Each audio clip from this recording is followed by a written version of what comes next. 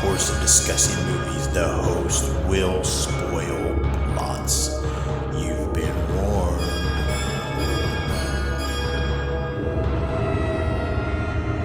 Listen to their screams.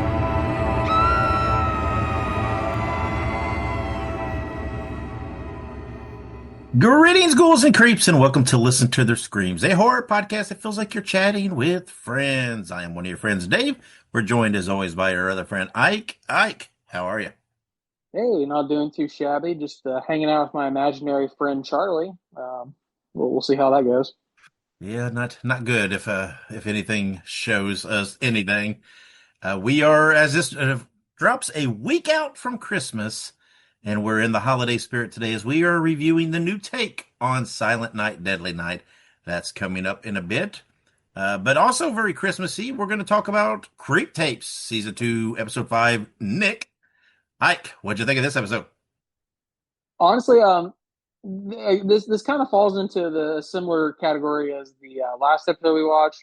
I did enjoy it. It was a little bit different, and it was also holiday themed, which is fantastic. But it definitely did not break any new ground. I think this is pretty standard operating procedure. But like I said, it was a little bit different, and it was also holiday themed. So obviously, I give it points for being holiday themed. Um, but yeah, no, I enjoyed it though. I don't think any of these episodes so far have been bad in any way, shape, or form. No, I don't think it was bad either. I don't think this was a great episode. Without the holiday theme, I really I think it might have really been kind of lacking. The holiday thing kind of was actually kind of funny. Yeah, But I think this episode just needed a little more. I was a little dissatisfied with the finish, a little bit, but it was okay. It wasn't bad, but the holiday theme kind of saved it somewhat. If it hadn't been for that, it might have fallen a little flat. But maybe they do that. Maybe they were, they didn't want to give away all the tricks in one episode. But still a very good series so far. And I look forward to the next episode. So besides that, Ike, did you watch anything else this week? well, I did a rewatch of the original Silent Night, Deadly Night, Mhm. just because I was just wanted to have that kind of fresh in my mind. I was gonna watch it with Kayla, but we weren't able to get that done, so that it's still on my agenda to show her as well. Um, and then I also have been watching Supernatural still. I am on season 13 now. Ooh. Um, so we're now into the Jack stuff with the Nephilim and the episode I just watched kind of introduced the empty, Mm-hmm. which is a very unique thing. And I just also watched the episode where Asmodeus tries to get Jack to raise the Shadik or Yeah. Shadim. Yeah. And I that's such a lost like a completely non-utilized creature. Is the Shadik or the Shadim? I think it's Shadim. Um, but it's like the proto demons or something like that, or whatever was created before the modern demons. So Yeah. it was just a creature that they kind of threw in there to say, hey, this is a big bad. And anyway, uh, good stuff so far. I really enjoy the Jack stuff. I think Jack's actor is really talented. So it's fun stuff. Yeah. Yeah, like Jack, you're down the home stretch. Only a couple seasons left Yep. to get through it. So, all right, let's see. Did I watch anything? I don't. Oofta. I don't believe I watched anything horror related. To be frank, I watched some holiday seasonal stuff. I watched. I don't know what else I watched. Oh, I did watch Andor, the series Andor, the Star Wars series. It was very, very good. I hadn't watched that yet, so it's 2 seasons. I did watch that. It was exceptional. Um, but no, I don't think I watched anything horror related. So not much for me to contribute. I'm kind of in the holiday spirit and mostly watching holiday stuff right now. And I've not watched all the holiday horror yet. I have watched the original Silent Night, Deadly Night. I did watch the original Black Christmas and the new Black Christmas. So I've watched those. I haven't watched Krampus yet. I think that kind of completes my must watches as far as holiday horror. So I still got to watch that one. So we'll get it in probably this week. So Yep. All right, then. Let's take a break. When we come back, we will have news, birthdays, anniversaries, so stick around. Make sure you subscribe to listen to their screams on your favorite podcast platform. Also, make sure you look us up on social media. We're on Facebook, Twitter, Instagram, Letterboxd, TikTok, and Slasher. All you have to do is look up Listen to Screams. That is Listen, the number 2 in Screams, and you can find us there. Also, make sure you go and buy yourself a Listen to Their Screams t-shirt. You can find all of our shirts at tinyurl.com/Screams Shirts. Spread the news. Spread the news. Spread the news. And welcome back with the news. All right. Starting us off here, all episodes of It, Welcome to Derry, Chapter 1 is now available on HBO Max. For those of you who are waiting to binge it, like myself, this is a good time to jump on that, especially with the holidays coming up if you need anything to watch. If you're not watching Stranger Things. But as I've heard through the grapevine, this also was greenlit for 2 more seasons. So Mhm. I've heard really nothing but good stuff about this first season. So I'll have to give it a watch here soon and give some thoughts on it. Yeah, I have watched it. I cannot recommend it enough. It is so good. So very, very good. It is one of those that as soon as you watch an episode, you cannot wait to watch the next one. Uh, Absolutely some of the best quote unquote television, series type things that I've seen in a while. So good. Just I'm itching now to rewatch the It movies. But these, I can't give away stuff, but it's just there's just so much good stuff packed into this series. It's so great. So again, if you haven't watched it, recommend it for everybody out there. Give it a watch. Yeah, absolutely. So very good. Like I said, I'm gonna probably get that watch here soon, maybe this weekend if I have some free time. But very awesome. But we're gonna hop now to New Fear's Eve is now available on Screenbox. It is described as 3 best friends involuntarily prepare for Hooper Industries' annual New Year's Eve party, which turns deadly when a murderer sets his sight on them. And we'll, of course, be reviewing this movie next episode. Now, obviously, with the closer we get to Christmas, for some reason, this next week really didn't have anything, and I honestly I don't even know if the next week either has anything um, that is horror specific being released in theaters. But um, as always, the streaming services, Shudder, Screenbox, they're always primed and ready to give us something. So later on here in a second, we'll talk about upcoming releases, and we'll have one from Shudder. But yeah, I mean, they've always got our back. I can always say that. Yeah, but you know what I realized? Let's see. No, no. Well, we talked about reviewing this, but we really need to do our 2026 preview episode. We do. I completely Mhm. almost forgot about that because Yeah, then we we can could we could do still the do a next review. one there Yeah, we because can still throw a little review in there at the end of it yeah. because I think we'll still give it a watch and we'll see how it goes, whether we review it or not. But so we might throw that into the preview episode, Oh but yeah, because maybe we'll see. the next episode will be the first, not the 31st. Yeah, Gotcha, which will be our review. Should be our review episode. gotcha. So there you go. Next week will be our 2026 preview episode, possibly still with a little review of New Fear's Eve because I still want to give it a watch. Yeah, So and we'll see. We'll at least mention it a little bit. But yeah. yeah, so that's what's coming up next episode. So okay. Very good, very good. But like we said, Screenbox has always got your back. They've got some other stuff too coming out closer to the end of the year. So definitely keep your eyes on Screenbox as they put out some more originals. Um, but and in some not so good news, on December 14th, Rob Reiner was killed, and I hear it's still an active ongoing investigation. And I know that right now the current belief is that um, it was a son, if I recall correctly. Yeah, yeah, Um, yeah. There. I don't mean. I know there's a process. I don't think there's a lot of questioning to this, right. but I mean, whatever. I mean, I'm not. I don't want to get into that aspect of it. Just he was extraordinary, and it's funny because my first exposure to him was on All in the Family, the Archie Bunker show, being the son-in-law, being what Archie Bunker always called the meathead and stuff. And I would have never thought seeing that guy, that he would have been the extraordinary director that he turned out to be. It's kind of weird but his I mean you can't even begin to talk through his resume and his films. Horror wise, I know he did Misery. Um, I don't know if he's done a lot of horror. I mean, maybe, but nothing jumps. I know he did Misery.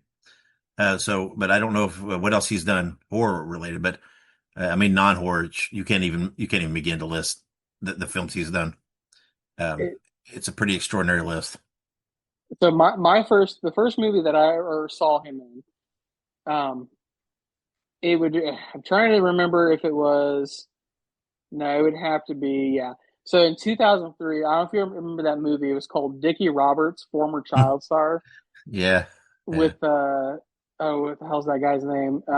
David David Spade. Spade. Yeah, Rob Reiner literally just plays himself. yeah, yeah, And the whole premise of the movie is Dickie Roberts is trying to get Rob Reiner to do his movie, yeah. or to cast him in his movie or some shit like that. So it's super stupid, but that's the first movie I ever saw Rob Reiner in, and obviously he plays himself, so it's hard to not be good at yourself. Yeah, but it's an unfortunate situation. Of It is. course, really, very, very tragic. Not even, not even despite or whatever all the talent he has in her. I mean, just regardless of that, I mean, still, it's just that this kind of situation is horrible, no matter what it is, who it is. But yeah, it's just pretty shocking to wake up and hear that. It's like, whoa, pretty wild. So yeah, I mean, it's a loss. It's a loss pretty much on all accounts. So Definitely. So our thoughts are with his family at this time, but obviously he is beyond talented and beyond recognizable on a global scale. So we would be remiss, even though he is not super heavily into horror, we would be remiss not to at least mention his impact, because it exists everywhere. So um, moving on, though, we'll talk about some upcoming birthdays here. We have three, so these are some good ones. So December 19th, 1949, we have Nancy Loomis Keys, mhm. um, who played Annie in Halloween. It's weird because when you look back at some of these old movies, specifically this movie, I don't know if she ever do anything else after Halloween, or was it just Mhm. like, Well, oh, she was in Halloween 3. okay, She played what's it, Tom Atkins, whatever his I can't remember his character. Remember, it was his ex-wife. That's oh her. yes, okay, I was she in? I want to say she was in The Fog. gotcha. And stuff. I mean, she's done some stuff here and there like that, but yeah, lots of things like that. But I think everybody probably most thinks of her from that original Halloween. So, but she's done some other things though. Gotcha. Well, that's good then. I know sometimes with those old movies, it's sort of like okay, we're just gonna do this one and then call it. But I mean, it's very good. quite the trio there in that Halloween with Jamie Lee and Nancy, and then PJ Souls. I mean, that was quite the little trio right there. Yeah, absolutely, it was. Yeah.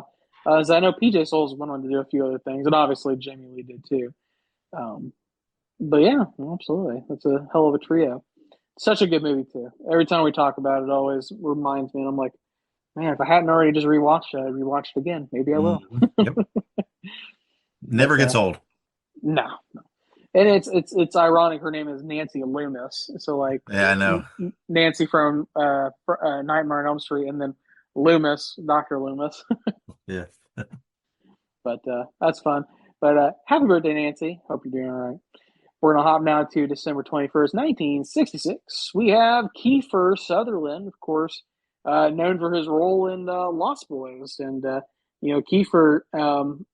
I mean, he's been in so much, but I think the first movie I ever saw of him was Stand by Me, which Hmm. is such a good movie too. Yeah. Um, but it's funny because Stand By Me was directed by Rob Reiner.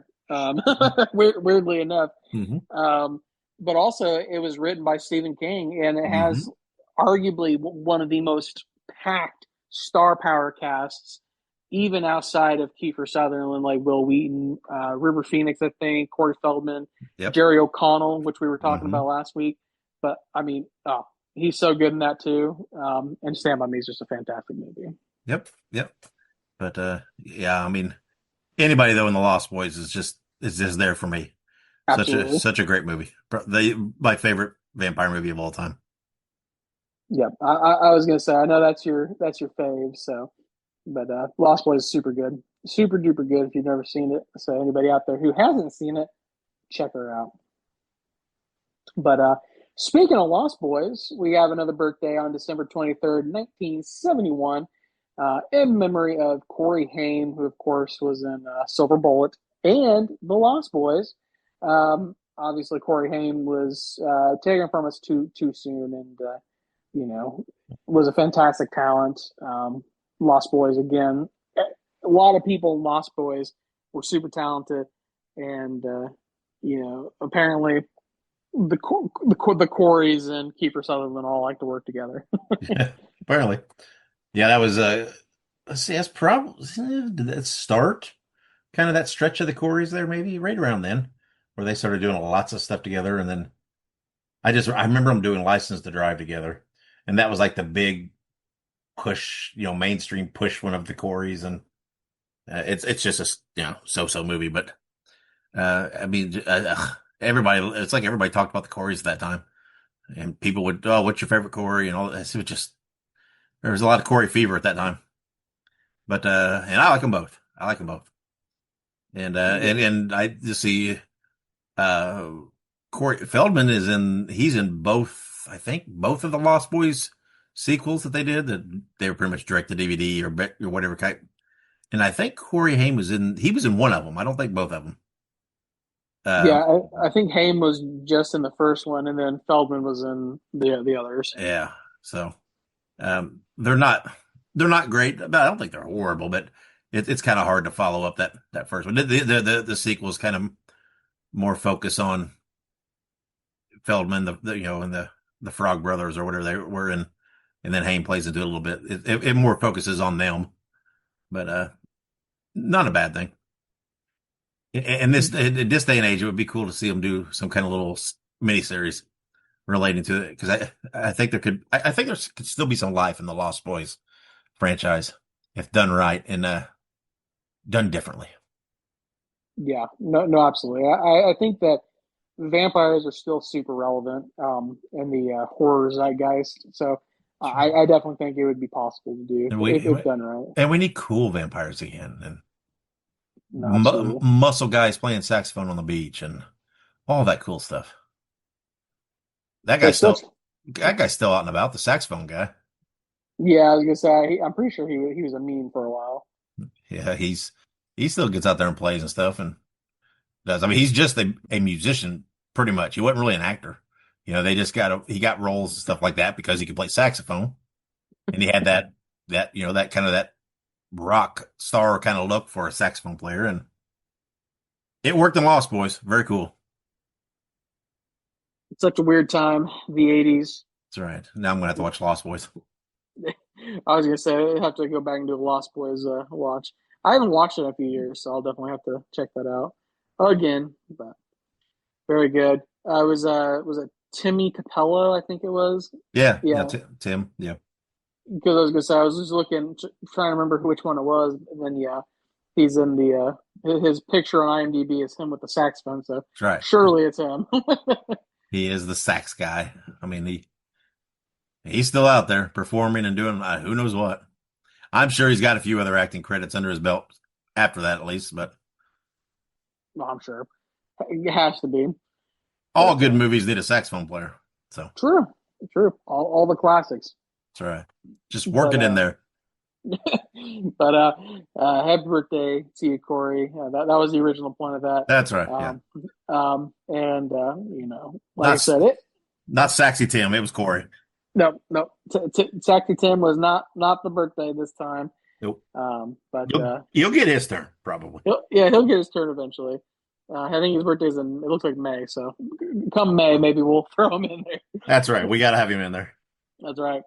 We'll call back. But very good. Moving now to some upcoming movie anniversaries. We have December 20th, 1974. Of course, Black Christmas, the OG. So I got to watch this one here coming up in this next week or so, just because this is that prime time for horror Christmas. But Black Christmas is great. The original is an iconic film that has been remade a few times over the years. So I'm sure they'll remake it again at some point. Probably. I mean, they've already did it once. Yeah, give it some time. They'll do it again probably. But yeah, I mean, I'm kind of partial to the original. The remake was not bad. Like I said, I hadn't watched it until recently. It was not bad, but I have a very soft spot in my heart for the original, and I rewatch it every year. Or I've already rewatched it this year, and it's good stuff. Yeah, absolutely. I was gonna say Black Christmas is always good. It's a good rewatch every year. And it's not terribly. It did not age terribly as some of those movies did. This one was No. still holds up pretty well, I think. Nah, except for the phone call thing. I mean, a lot of people look at me. What is that? Right. The phone. How's the call coming from in the house? What? Why is that? Why is that phone got a cord on it? I'm pretty sure it was a rotary phone, wasn't it? Mm-hmm. Yep. Good times. Back in the Disney. That's But right. uh, but all right, December 20th though of 1996. So about 22 years later. After Black Christmas, we got the iconic Scream, the OG. Again, this is our obligatory Scream talk for this episode. Um, It does. it It always works its way in every episode. every time it worms its way in like a brain worm. But yeah, Scream every time. But no, great movie. Obviously, we love Scream. Super excited for that. We'll probably talk more about Scream in our next episode when we I'm talk about sure. our Absolutely. 2026 preview. We got to. Uh, Gotta, but no, absolutely. Scream's great. We love Scream. Iconic for sure. Yeah. I mean, I'm not gonna sit here and go into it all again. Like we said, we've done. I mean, to me, it was genre changing. It was one of those Yeah, movies that kind of shifted the way things went, and then was severely copied after in the style and approach. And you can say what you want about the sequels and whatnot, but I mean, the original is just so clever and so well made, and just it was so good. Just hats off, Wes Craven. yeah, absolutely. Good old Wes Craven, the one of the OGs of horror. But very good. We're gonna now jump to December 22nd of, you guessed it, 1932. We Mhm. have The Mummy. The Mummy. It's so weird. The Mummy is one of those weird like little pieces of horror history that really, I mean, it's gotten some remakes, but I don't think we've ever gotten like a true to form remake of this Mummy. Like everything's been sort of a derivative. Like Mhm. don't get me wrong, I love the Brendan Fraser Mummy stuff, Mhm. and the Tom Cruise the Mummy movie was just a complete flop. But like I would love to see like an old school like toilet paper mummy type deal, be made into like a modern film. Like I would love Sounds to see that. You know what I sounds mean? sounds like somebody needs to get Guillermo del Toro on the horn, and this sounds like something he could do. Honestly, Guillermo del Toro just needs to remake all the Universal That's monster right. He movies. does. Just expand them and do it. I Just mean, just full send. sure, go for it. I'd be down. I'd watch them all. I would too. Yeah, I mean, The Mummy again. The Mummy, I love it. It's a great movie. It's one of those. I know if you're a modern horror fan, you look at a movie like The Mummy, and you're like, "What is this? This is not horror. This is just you got to remember perspective and time period. This is 1932. You're not getting slashers and blood. This is what you got. And this was creepy and scary and unknown, and So when you watch these movies, you have to appreciate that the time period it was in, and that it was a predecessor and laying the foundation for what was to come. So you got to crawl before you can walk. Yeah, no, absolutely. But all right, I think that does it for our anniversary. So we have one upcoming release. I kind of mentioned earlier, buried the lead a little bit. But Screambox had a movie, and now Shudder also has got a movie coming out on the 19th. Shudder will have Queens of the Dead on December 19th, and it is described as drag queens and the club kids battle zombies craving brains during a zombie outbreak at their drag show in Brooklyn, putting personal conflicts aside to utilize their distinct abilities against the undead threat. I don't remember what the movie was Wait, called, but there was wait. another. Good. Yeah, no, no. Look this up real quick. Is this the one? Is this the one that's was done is being done by George Romero's daughter? Now that It I think might of it, be Queens. now that because I remember us talking about this a while back when it was first being announced and stuff, and I believe now and it kind of clicked in my brain that I it's either this or one similar to this is a movie. It's the movie being done by George Romero's daughter. Yeah, yep, it is. It's Tina Romero is the director, and it is the Intriguing. daughter of George A. Romero. So yeah, that's correct. I remember that too. As soon as you said that, I'm like, oh yeah, I guess she was going to do something. But I am. yeah, I was planning to watch this anyway, but now I'm definitely on board. I want to see what. Yeah, that's got me even more intrigued. So not only next episode will we probably do a little chit chat about New Fear's Eve, but we may have to do a little chit chat about this too because I'm probably definitely going to give us a watch for next episode because I remember now I was very much looking forward to this movie. yeah, no, absolutely. But very cool, very cool. I completely overlooked that, but yeah, Shutter's got our back, Screenbox got our back. So That's right. I mean, it's always a good time. Stuff. Love It's So we love these streaming services. And the fun thing about these streaming services, they don't have ads. They don't have an ad that's tier, right. unlike these leeches over at Disney, Hulu, and Netflix. Yes. Anyways, don't get me started. But all right, that does it for our news, birthdays, anniversaries, and upcoming releases. We will take a quick siesta, but when we come back, we will have our official review of Silent Night, Deadly Night. Hey, Bruiser buddies, I want you to listen to Wrestling Nostalgia with Dave Dynasty. Every week, he has the roughest and toughest interviews in the podcast world today, with the best guests you could ask for. There's no bums on this show. Let Dave Dynasty be your podcasting tag team partner and listen to Wrestling Nostalgia while drinking beer, smoking cigars, and busting heads. Just look it up on your favorite podcast platform and subscribe today, cause the Bruiser said so. Alrighty, and we are back here on Listen to Their Screams, and we are reviewing the well, I guess we could call it a remake, but of Silent Night, Deadly Night, but it's not really a direct remake per se. The movie is written by Mike P. Nelson, Michael Hickey, and Paul Comini, directed by Mike P. Nelson, starring Rowan Campbell, Ruby Modine, and others. Released in a limited theatrical run on December 12th, and it did gross $1,023,784 domestically on its opening weekend, which was good for number 12. And then I will, like I said, I will say, I say remake because in theory, in concept, this is the same premise as the original movie.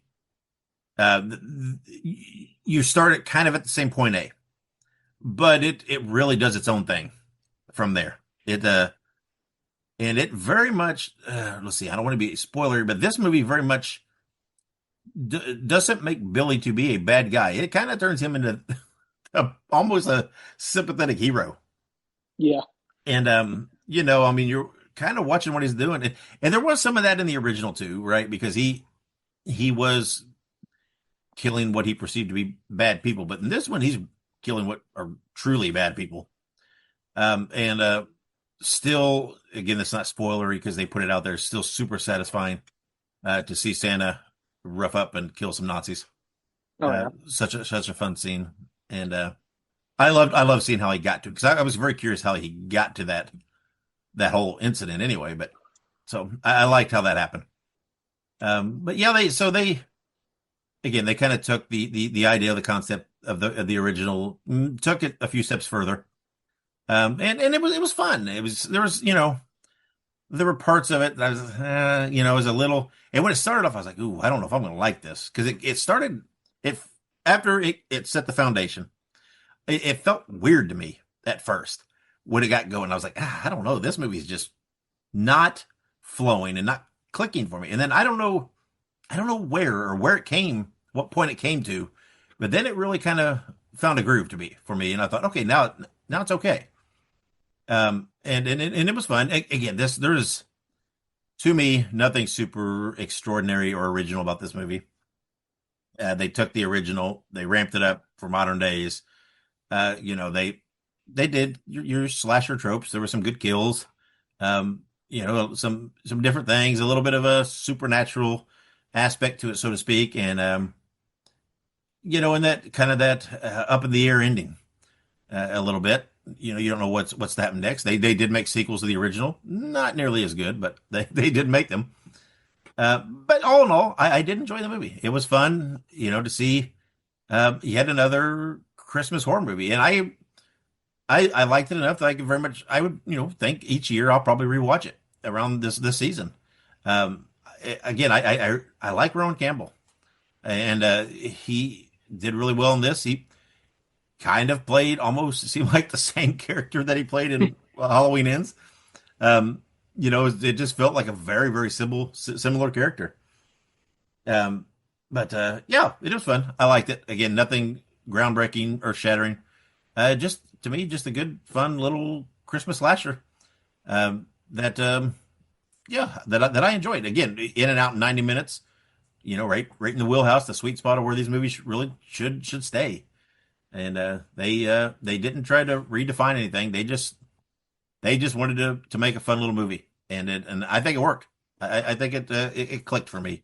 So no, I don't want to say I like there was an aspect of the movie. How do I don't want to say something because it won't really give a lot away, but kind of a countdown aspect of it, so to speak, Yeah. that I thought was pretty cool. I like that they kind of added that in there. I thought that was pretty. I thought that was kind of clever. And maybe it's been done before, but I've never really seen that. And I always thought to myself, why hasn't somebody done that before? And maybe they have. I don't know. Maybe I'm missing something. So, Ike, what'd you think? Yeah, I mean, so I guess the first thing I would say is, if I had a nickel for every time Rowan Campbell played a serial killer who puts on an item who makes them kill people, I would have two nickels, which is not a lot, but it's weird that it's happened twice. Yeah. But anyways, that's a little nod for anybody who's not seen the movie yet.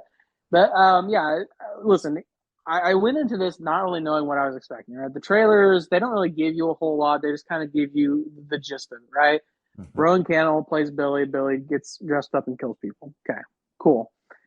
I will say that I kind of like that they Dexterified him a little bit, right? He's a bad guy, but he's not an evil. You know what I mean? Like he kills people, but he only kills bad people. And I'm not going to spoil how he knows these people are bad, but there is an aspect to this that makes it make sense. You know what I mean?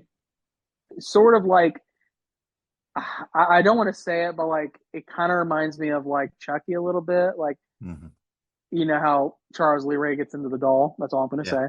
Yeah. It Um, it makes sense within the world of horror.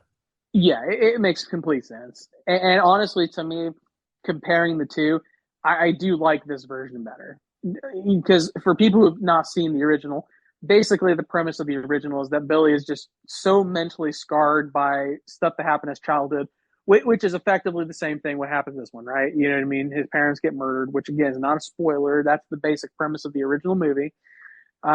His parents are murdered, and if you have not seen the original movie, it was in the 70s, right? It's like 78, right? Mm-hmm. So again, if you've not seen it, you're like 50 years No, too no, late. no. It Anyway, was it was like in '84. oh, 84, my bad. Yeah. I always forget the years on these. So you're only 40 years too late. Mm-hmm. um, but basically, the basic premise is that he got some fucked up shit happen to him and he started killing people. So this one, to me, makes it make a little bit more sense. It's not a total just 180 of like, oh, he had some fucked up shit happen to him and all of a sudden he snaps.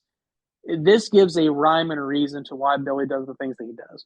And the movie ends on a perfect lead to make another movie, which I think they 100% should. I would watch that movie, and I think it'd be a lot of fun.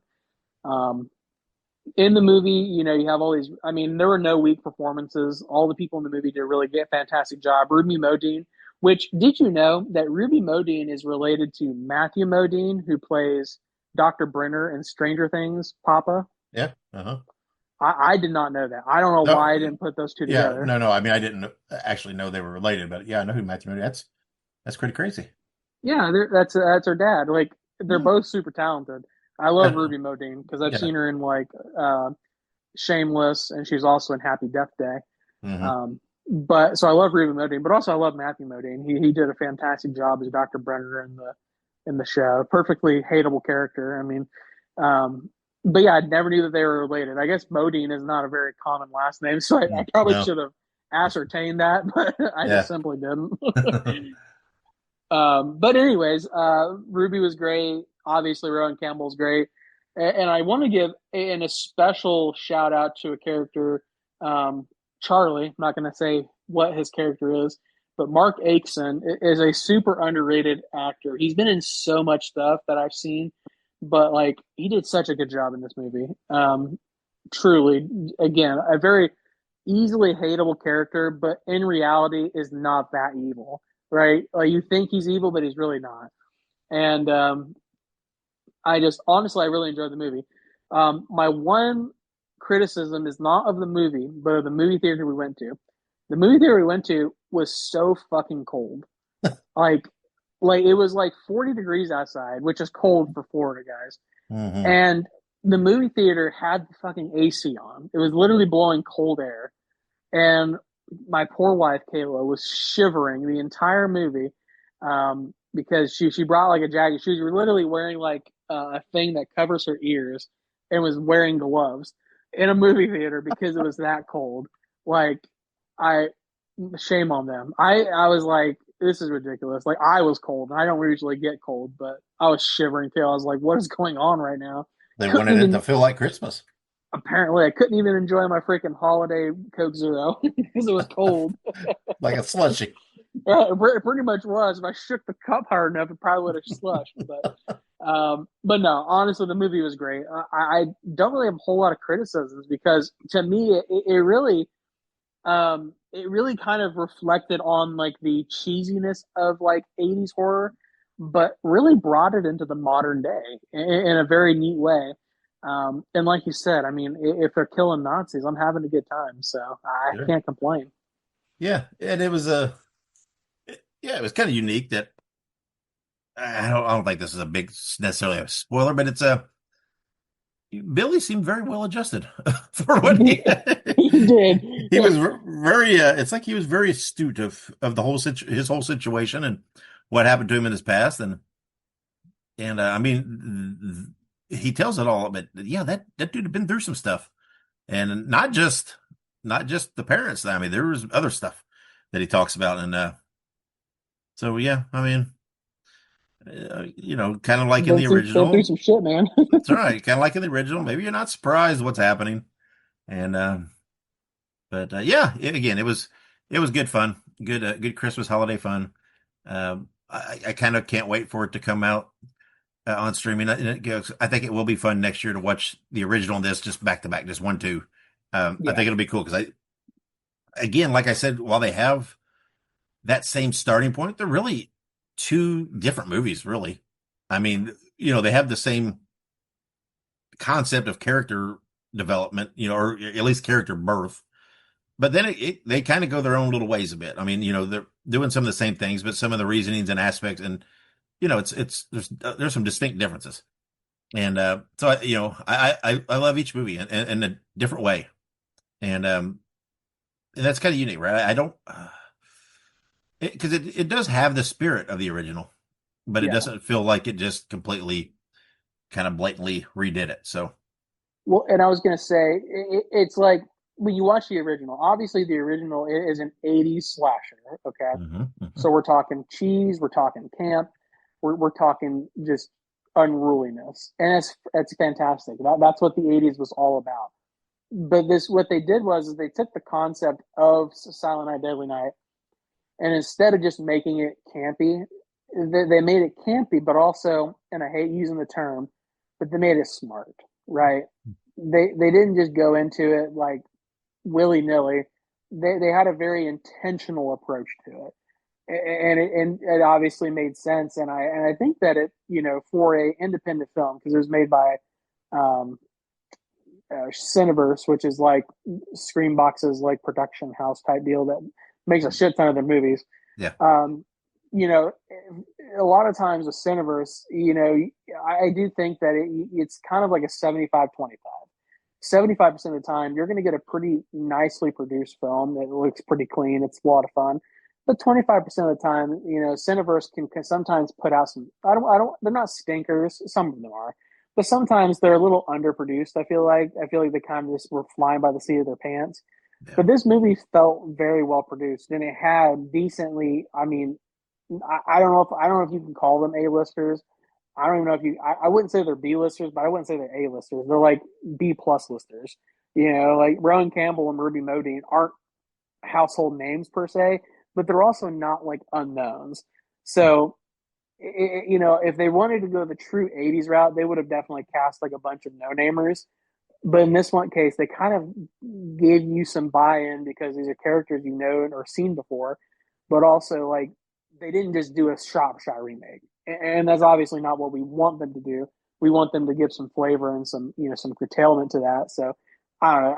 I like how they did it. I wish more remake reboot kind of people would do this Yeah. versus a shot-for-shot trying to relive the 80s. Like, you can relive those days by making a modern adaptation. That's what I would want to say to people is like, you don't have to do period pieces. You can make it just be like a modern translation, just using what people like in this day and age, but still getting that essence, which you've got the essence of Silent Night, Deadly Night. If you watch the two movies side by side, like a 1-2 punch, it's going to be an enjoyable watch because you're going to get the 80s version and you're going to get the 2020s version. Yeah. And I feel like there was a montage of kills in this movie that Yes. to me was a very salute to the original. It felt, and that one was a little more of the let's just give it a brief moment of just super fun stuff. It didn't, it just was I don't want to say much about it, but to me that little part was more of a let's salute where we came from here and everything else. So yeah, and you're where you are in Supernatural. You're not too far from Mr. Rowan Campbell making an appearance there. He, Yeah, I was gonna say we were talking about that the other day. I was like, I'm pretty sure he's in Supernatural somewhere, isn't he? he's in, he's in a Michael episode. So when Michael's trying to take Kansas City, and Yep. he's in an episode with Garth. So Love Garth. yeah, that's right. And so all right, so again, this was super fun. I to me though, I mean, again, it was smart, it was fun. I'm still think I'm just gonna just give it just kind of a straight 3. I lean maybe to go just a touch higher, but I'm just gonna keep it kind of middle of the ground. It's not a bad thing. But yeah, I think I'll just keep it 3. So Ike, what are you giving it out of 5 screams?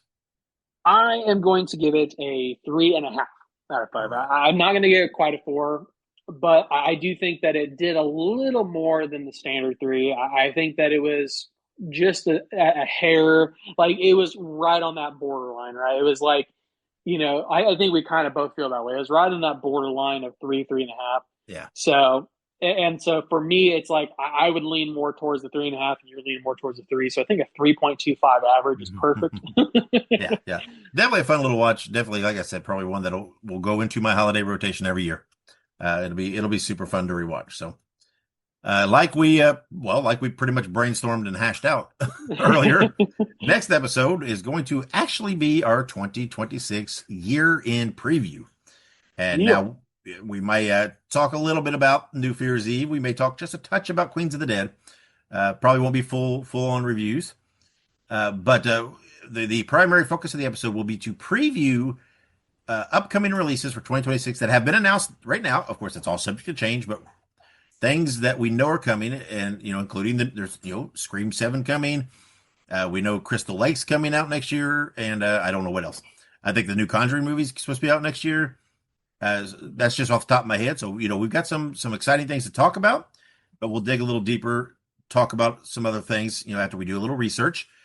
So that is coming up, and then we'll follow that the week after with our first episode of 2026, which will be our review of 2025, and that will include our countdown of our favorite five horror movies from 2025. Not that necessarily what we think's best or most well, just what we enjoyed best, just what we had the most fun watching for 2025.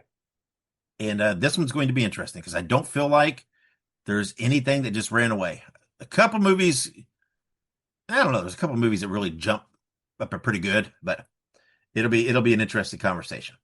So looking forward to that. But yeah, we'll focus first of all on previewing what's coming ahead in the new year. Thank you to our wives and then all of you listeners and followers for all of your support and everything that we do.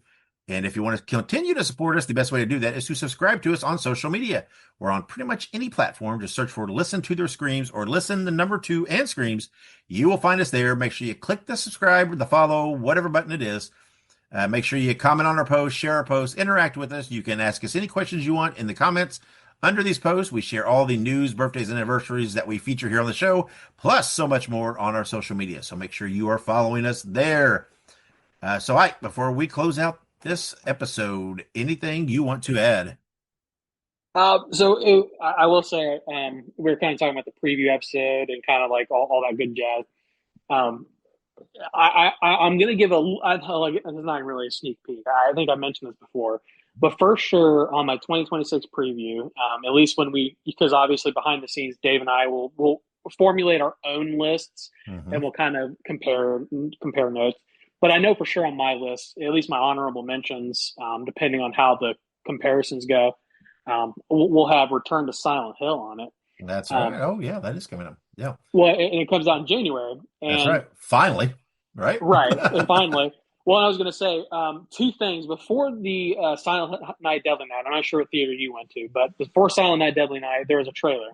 And I read online that different types of theaters got different previews, specifically with AMC. So that you probably didn't see the trailer, but they had a little sneak peek for Return for Silent Hill.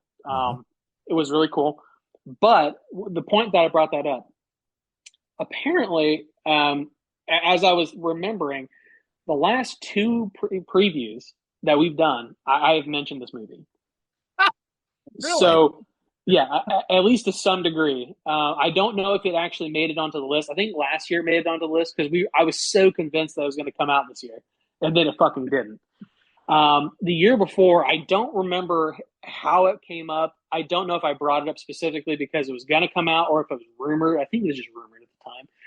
But, excuse me, for sure it's coming out now. It has a release date. It is the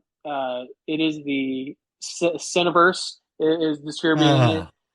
So we are for sure going to get it in January, but it's just crazy that I've been talking about this movie for years now. And it's finally getting a fucking release. So I hope it does not blow, because if it sucks ass, I'm going to be so mad. Well, we have all the favorites here. How could we, talk about a preview episode without a Scream in there? I don't think we had one this last year, but because we were pretty positive it wasn't coming out. Yeah, at that point, I believe we were discussing the Scream. We thought Scream was dead in the water for a while. Yeah. And then because that was shortly after Melissa Barrera and Jenna Ortega exited the project. So we were, because 2024 was when all that happened. So we were definitely thinking, well, this is just fucked. Yeah, same thing with Crystal Lake. Yep, I was so convinced that they would just shelve it for a bit and let it cool down before coming back to it. But nope, they went full steam ahead. But we will talk more about that again. Lots of fun stuff to talk about. And that's, again, we've not even begun to dig and really research. That's just stuff off the top of our head we're remembering. There's surely lots of other things that we're not thinking. But even if we just got those, that's still a good discussion. A new Scream, a Crystal Lake, Silent Hill. I don't know. I know there's more, but those are going to be some fun conversations. So, but that is next week, our 2026 preview episode. So make sure you hit subscribe and go ahead and click that auto download. You don't want to miss anything. You want to make sure that sucker is right there waiting for you. When you get up, you'll see it'll drop on Christmas Day. Yes, it will. So as you're out there traveling, visiting, hitting the roads, visiting your 50 stops, if that's what you do, you got the dulcet tones of Ike and Dave previewing horror in 2026. to help you get through the chaos. So you're welcome. We're there for you.